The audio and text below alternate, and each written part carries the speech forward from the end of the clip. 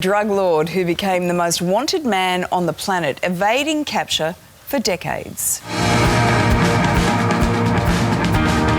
It was almost a foregone conclusion that drug czar Pablo Escobar would never be taken alive. Hundreds of Colombian troops are hunting the drugs baron Pablo Escobar, who escaped from prison during a gun battle. Police say Escobar died during a shootout with an elite police unit at a house where he had been hiding in the city of Medellin.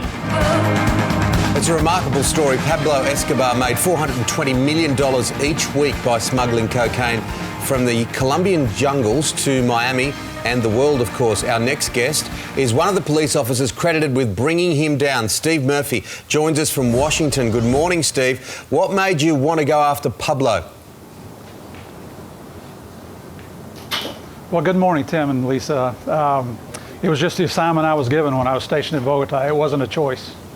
You actually had plenty of close calls with Pablo Escobar, Steve. Sometimes his coffee cups would still be warm when you got to his hideouts. That must have been frustrating. It was. There were so many times that we got so close, and literally your depiction there is actually true. There was a time when we went into a house on the side of a mountain, and literally the coffee was still warm in the cup. And what had happened is he'd gone out the back door and gone across the top of the mountain. And people around him, and people not even just around him, but his name, just put fear into everybody. So that must have been another really difficult element to get around. Well, you know, you think about it, this was the world's most wanted criminal, Pablo Escobar. He was the world's first narco-terrorist. He introduced terroristic activities in the narcotics realm, which we'd never seen that before in law enforcement. And here's one man that's responsible for tens of thousands of deaths, some through murder, some through killing innocent people that were in the wrong place at the wrong time.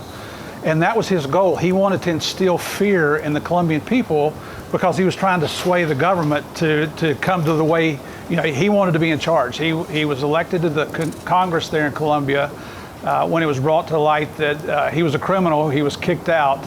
So this was somewhat of a retribution, his payback. He wanted to be in charge of Colombia. He actually wanted to run for president of Colombia. Stranger things have happened, as it turns out. When you're making $420 million a week out of this game, you do not want to get caught. And he was famous for waging war on his enemies. In fact, you even had a bounty put on your own head. What was that like? Well, you're correct in the fact that we did have a $300,000 bounty on each of our heads. And it's just, you know, not to sound overly humble or overly brave, because I'm certainly not either, but it's just part of the territory. It comes with the job.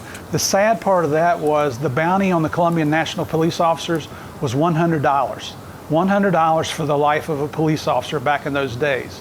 Now, the truth of the matter is the bounty on us, I think the closest I ever came to anyone collecting that bounty was maybe my wife trying to take me out because she knew I was worth more dead than alive. That's interesting and quite a common theme.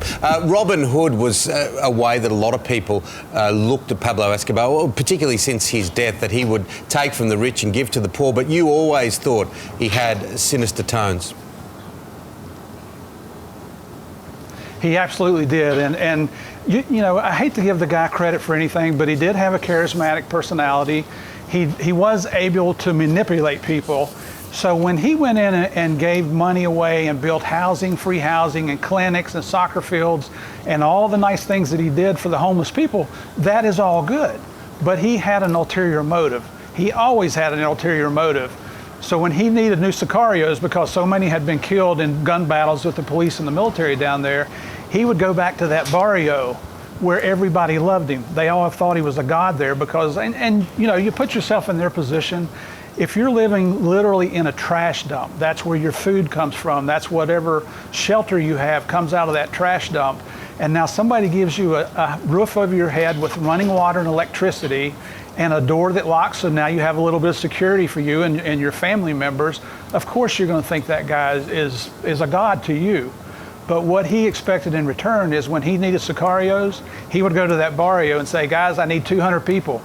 The sad thing was there was probably 400 or 500 guys would step up to work for Pablo Escobar. So rather than him being a Robin Hood, what we refer to him as a master manipulator. Yeah, yeah.